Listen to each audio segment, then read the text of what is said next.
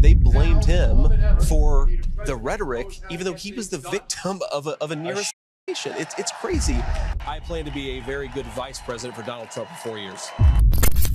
When the president called me today to actually formally offer me to become, the vice presidential nominee, which just sounds crazy, I was certainly skeptical of Donald Trump in 2016, but President Trump was a great president and he changed my mind. I think he changed the minds of a lot of Americans because, again, he delivered that peace and prosperity. He just said, look, I think we've got to go save this country. I think you're the guy who can help me in the best way. You can help me govern. You can help me win. You can help me in some of these Midwestern states like Pennsylvania, Michigan, and so forth. And he said rightfully that we have been very, very close for a long time, but especially since I endorsed you in 2022. And I would not have won that race without Donald Trump's endorsement. And the president's trust then and his partnership since then has been something I value a great deal. If you go back to what I thought in 2016, another thing that was going on, Sean, is I bought into the media's lies and distortions. I bought into this idea that somehow he was going to be so different, a terrible threat to democracy. It was a joke. Joe Biden is the one who's trying to throw his political opposition in jail. Joe Biden is the one who's trying to undermine American law and order. President Trump did a really good job. And I actually think it's a good thing when you see somebody, you were wrong about him, you ought to admit the mistake and admit that you were. Because something that really changed for me, and I think for a lot of Americans, is we saw the results of the Trump presidency compared to the obsessive, deranged media reaction in 2019 and 2020. Like, what's going on? What's so bad about this guy that he's delivered rising wages for American workers and peace in the world? Why is the media so obsessed with him? I think a lot of Americans actually have had a similar awakening over the last few years because you compare the results with the reaction, and clearly the people with the reaction to the problem, that's not President Trump's problem. I said some bad things about Donald Trump 10 years ago, but I think it's actually important to be able, again, to admit that you're wrong. And I think I can make a good case to the American people who may have been skeptical of the president back in 2016, who can be skeptical now that we've seen. Well, Sean, we have to deport people. We have to deport people who broke our laws, who came in here. And I think we start with the violent criminals. And President Trump has been very, very effective at communicating on this. So to the point where now a majority of Americans believe that we need to deport a large number of people who have come here illegally. That's a major political victory for him, and I think it's going to lead to a policy victory for the American people. But Sean, we have to talk about the fentanyl problem because this is something that I know extremely personally. And we have close to 100,000 Americans dying of drug overdoses every single year. Most of it is brought in by Mexican drug cartels, manufactured in China, then brought in by these cartels. To get a little personal, my mom struggled with addiction for a big chunk of my early life. That's why my grandmother, who I call Mamaw, raised me. But the coolest thing, maybe the greatest blessing of my life, is that my mom is about to celebrate 10 years sober. And she is able to celebrate 10 years sober, frankly, because the poison that's coming across the border now wasn't coming across in such large numbers 15 years ago. We are depriving Americans of a second chance with their loved ones. You cannot keep on doing this. You're orphaning an entire generation of kids. Go to Pennsylvania, Michigan, Wisconsin, Sean. You have thousands of grandparents raising grandchildren that they weren't expecting to raise because of the poison Joe Biden let it come across the border. President Trump is the guy to stop this. And if we don't stop it, we're going to lose a generation of young. You need to support the president in enacting the agenda, whether it's going and meeting with foreign leaders, whether it's working with the Senate and the House to get legislation passed.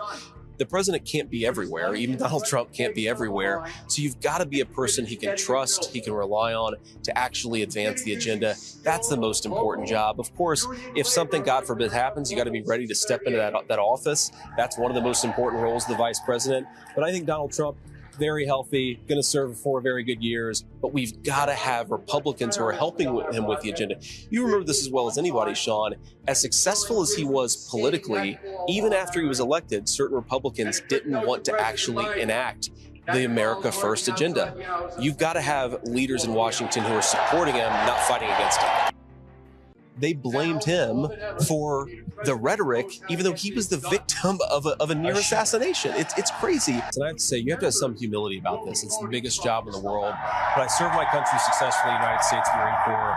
I had a successful business career, and I have the vision and the agenda aligned with President Trump to make the American worker better off, to bring peace to the world, and to actually advance an agenda that's good for American citizens. I think the experience that maybe most Americans would care about, it's not that I spent 2 years in the Senate, and I think I've had a very successful 2 years in the Senate. It's that I came from nothing, became a United States Marine, and succeeded in business. That's the experience that I think gives you a fresh perspective. You combine that with the ability to get things done, and that's what you need to do. But Sean, I got to say, Donald Trump is as healthy as anybody I've ever met. I tell him all the time, he's got ridiculous genes. I plan to be a very good vice president for Donald Trump for 4 years. So this is who Joe Biden is. And now his focus is on Donald Trump. How do I destroy Donald Trump? We, the American people, need to stand behind this guy. There's not another Republican that I can think of who can fight back and fight back this way. Have you noticed that our judicial system has been blown up right in front of your face? That our legal system isn't really even a legal system anymore? Have you noticed that the Bill of Rights, well, they're being shredded right in front of your face? Have you noticed that we have judges who aren't judges? They're political hacks in black robes?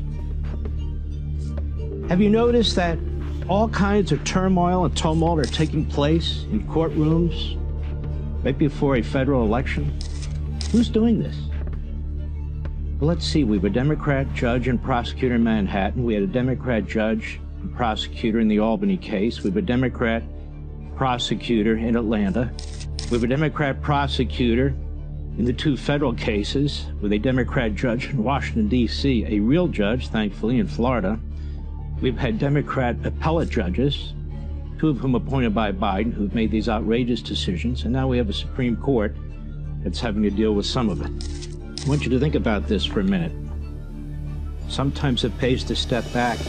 We get a lot of repetition from our legal analyst friends, many of whom say the same thing because they're correct, whether it's Stormy Daniels or Judge Merchan or whatever it is, because to anybody who has spent at least 15 minutes in law school, what's going on is a Stalinist show trial. Our legal system and our courts are throwing out judicial ethics, prosecutorial ethics, legal ethics. But I don't want to get into the repetition business. I want to step back and look at this in a more comprehensive and fulsome way, that what's being done to our judicial system, our legal system, and our courts, the throwing out effectively of judicial ethics, prosecutorial ethics, legal ethics. Who's doing it? Joe Biden's doing it. Who else is doing it? The Democrat Party, federal and state, are doing it. And political judges, some of whom were elected, some of whom are radicals who've been appointed. Our judicial system is in flames, much like everything else that Joe Biden and the Democrat Party touch. No, it's not Donald Trump's fault. No, Donald Trump didn't commit these 91 offenses. No, this isn't because Donald Trump is a dictator or Hitler and they need to keep him in the box.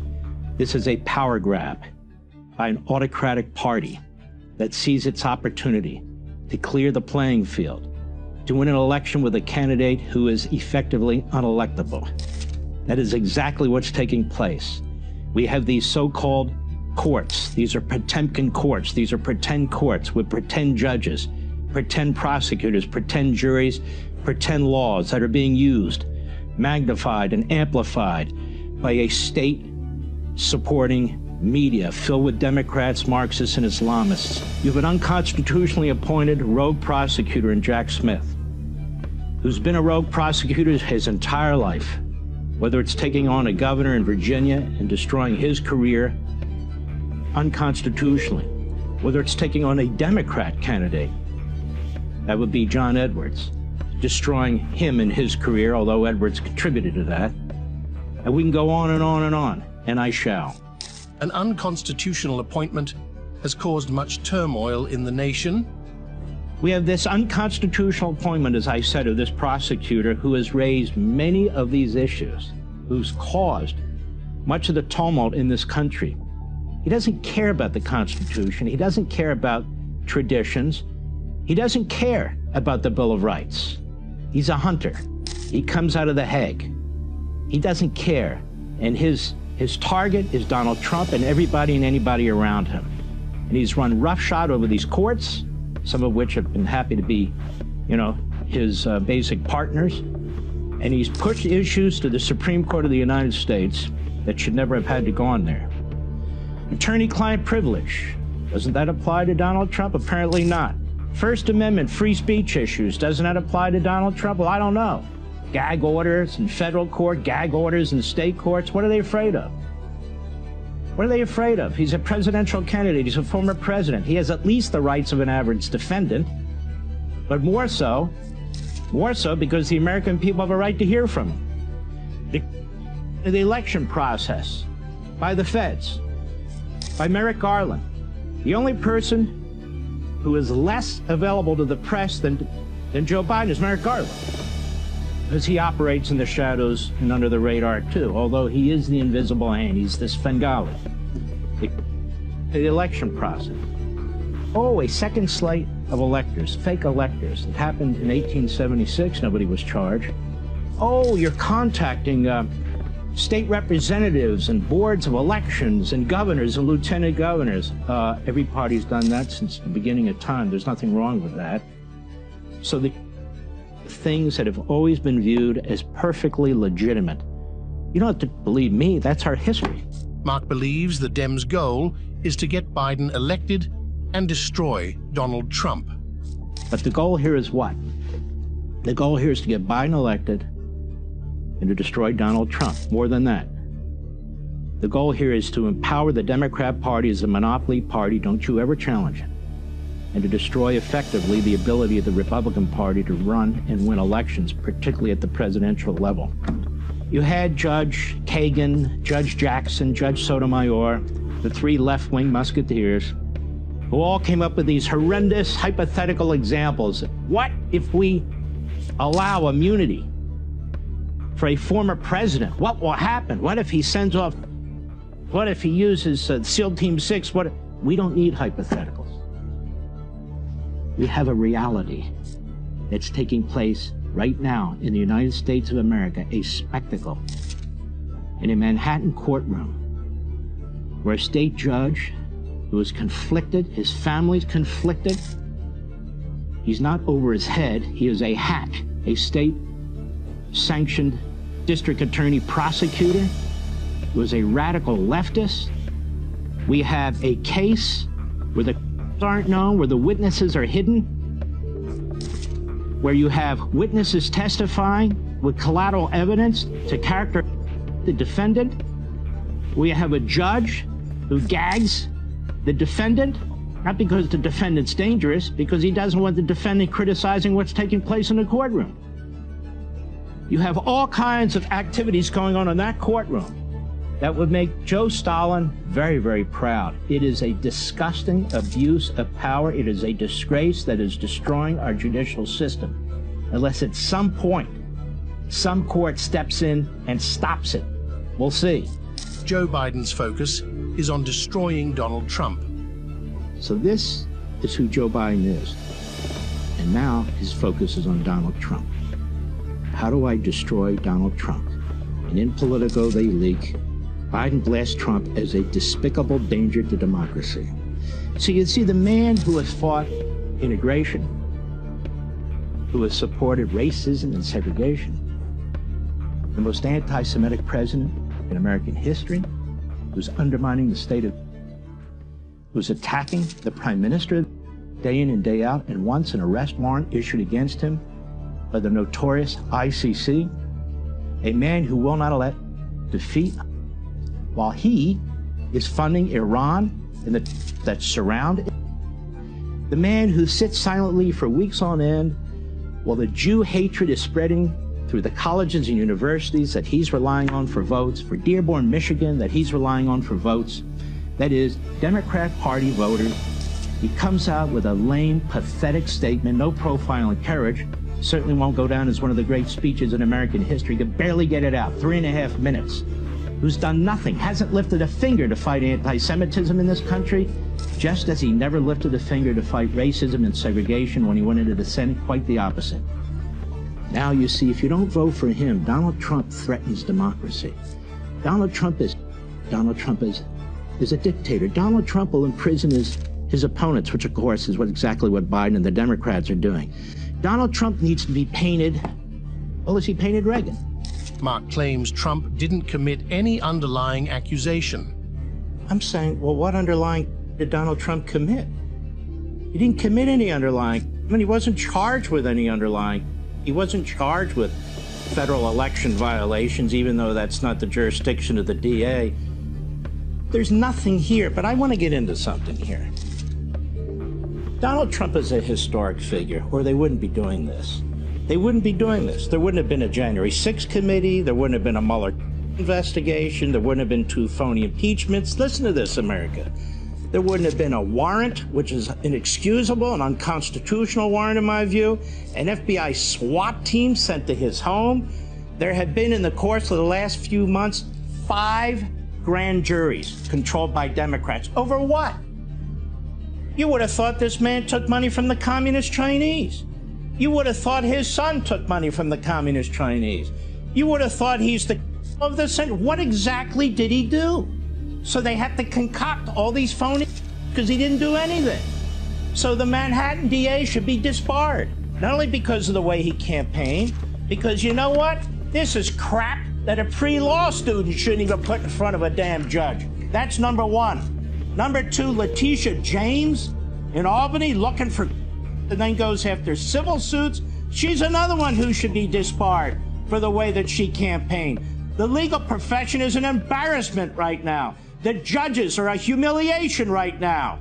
They need to get the in gear and get their act together and get this country back instead of giving a rubber stamp to all this behavior. That's number 1. We have a Democrat Attorney General in New York, a Democrat DA in Manhattan, a Democrat DA in Atlanta, a Democrat appointed by the Democrat Attorney General for the Biden administration in Washington, D.C. The Democratic Party seeks to reshape the Supreme Court and the Senate. What's going on here? This party wants to change the Supreme Court. They want to change the Senate. They want to eliminate the filibuster rule, eliminate the Electoral College. They're attacking the First Amendment. They want to eliminate the Second Amendment. They're violating the Fourth and the Fifth Amendment. You know what this is? This is tyranny. Now, Donald Trump is a historic figure. You think if he was Mitt Romney, they'd give a damn? No. No. You think if he, frankly, was a Bush, that they'd give a damn? No.